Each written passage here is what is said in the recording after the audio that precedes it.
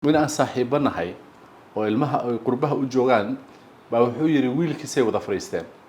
marka wuxuu ka hadlay asoo rabo inuu wiilkiisa dhiirigeliyo saas inaad samayso baa muhiim u yiri wuxuu kala hadlay qaxii iyo rafaadkii odagu uu soo maray sida hantida uu sameeyay sida uu yahay marka wuxuu ku yiri abo adiga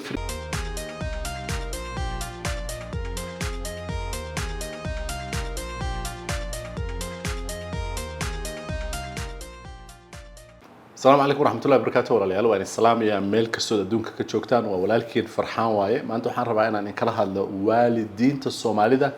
إيو أولادنا أولاد إلهي سبحانه وتعالى نسيه إن معذا آدي أتكو ركسر إلهي ونوما نستئم بدنو أنا جامدة وحان ربع ما أنت إن السويدينو أولادنا ما أنت إن بدنو كمدة وأنا أقوم بديه إنه ذكريه هيستان naga aqli badan yihiin xagga tiknoolajiyada oo systemka tiknoolajiyada sida uu shaqeynayo waa ilmo aad iyo aad u aqli badan waay waa naga adduun warqabaan oo informationka ay adduunka ka haystaan aad iyo aad u fara badan yahay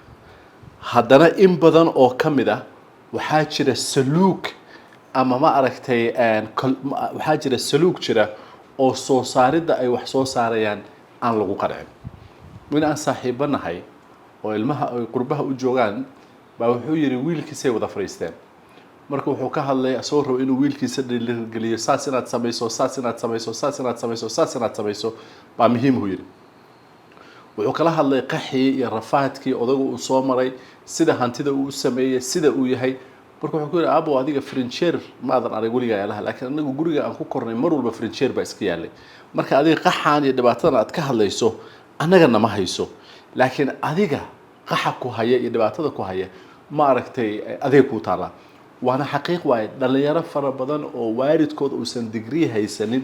oo ay ganacsi haystaan oo aabihii iyo hooyadii ay hanti haystaan baa ilmihii aysan hurdada ka kacaynin ee caajis fara badan iyo chief ku jira especially marka qurbaha aad eegto wiilasha Soomaalida ah waxa kaga aqoon badan ama ka firfircoon ama jaamacadda ka aada gabdhaheena ka aada oo aad moodo gabdhuhu inay more active ka yihiin wiilashii taasoo qofka fikiraya laga rabo inuu ka fikiro oo uu dhaho maxay tahay sababtaan iyo ujeedadan haddaba marka wax kasta markii aad fiiriso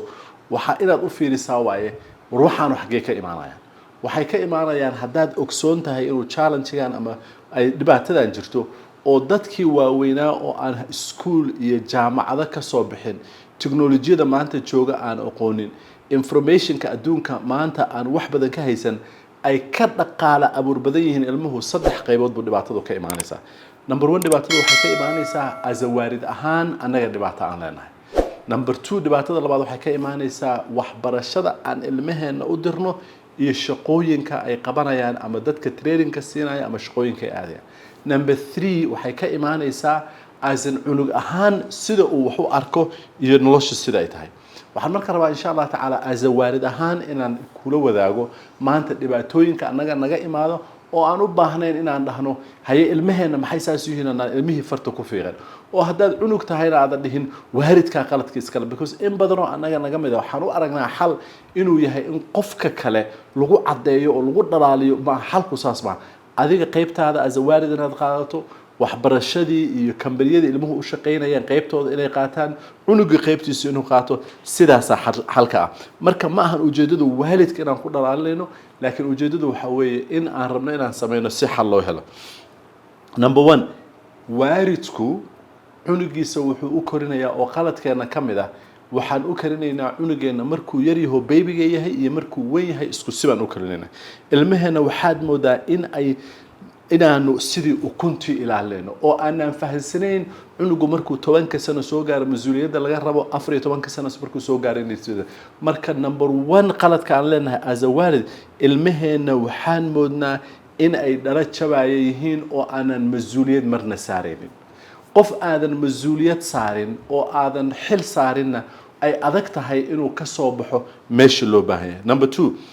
inaanan ilmaheena u ogolayn inay outside u baxaan oo ay soo ogaadaan adduunka waxa ka jira oo mar waliba aan u nahay protection aan u nahay waxa aniga igu dhacday laba wiil oo dhalaan waxaan u diray Sacuudiga aan u diray kaligood aan diray waxaan ila soo cimreysta nimankaas cimrada aaday oo markaas 14 ama 16 sano jiray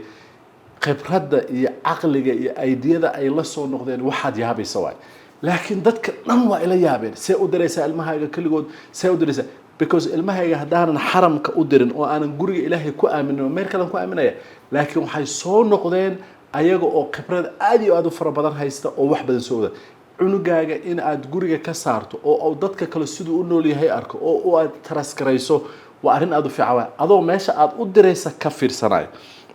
number 3 tusaale kala duwan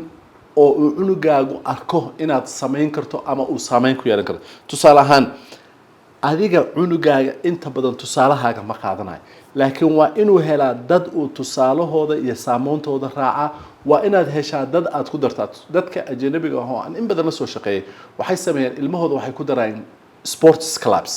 oo cunuga laga baraayo akhlaaqaha iyo waxyaabaha uu baahan yahay hadhowta uu helaya team uu la tartamo hadaba marka azan waalid ahaan waa inaan cunugeena number 1 u ogolaanaa in uu yahay markuu soo karo qof mas'uuliyad qaadanaya number 1 waxaad arkaysaa waalid oo cunugiisa ku soo wacaya oo kuleeyahay shaqaan rabaa inaad iigu raadiso cunugii lagama yaabo inuu asaga diyaar u yahay ama u yimaado inuu interview gal waalidkii baa hor socda ha yeelin cunugaaga markuu level soo gaaro mas'uuliyad saar waxaad saartaa mas'uuliyad saar as waalid aad hor socda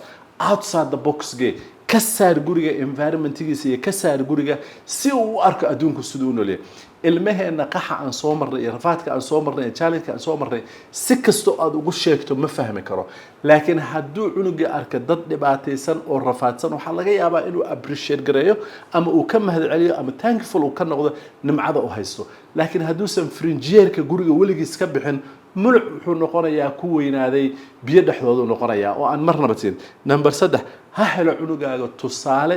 iyo dad la yiraahdo hero oo uu ku dayan karo oo uu noqon kara marka waxa waay hadalkay kusoo gabagabeynaya maanta waalidkan ka hadleynaa haddii messagekan marka aad waari tahay adiga isfiiri intaan sheegay kaliya mise in ka badan baad u baahan tahay inaad samayso inaad ka eegto yes in ka badan aa jira waxaa jira waxyaabo aad iyo aad u fara badan laakiin waxaan u soo gaabiyey horta inaan isla fahanay inaan u baahanahay tan labaad oo insha Allah tacaala ka hadli doono waxa waaye waalidku ilmaha iskuulka uu ku aaminay maxaa laga baray cunugii ma laga baray dadnimadii wixii ayadana mar kale aan ka hadli doonaa cunuga maxaa la gudboon haddii marka message-keenan uu soo gaaray fadlan la share garay dadka kale si aanu u noqono bulsho baraarugsan oo ogsoon in baraarugooda u baahan yahay inuu ka yimaado beerka iyo wadnaha dhexdooda oo ayagu isbaraarujiyo ee aan laga baraarujin banaankeeda aad baan kuu salaamaya walaal assalaamu calaykum waraxmatullahi wabarakaatuh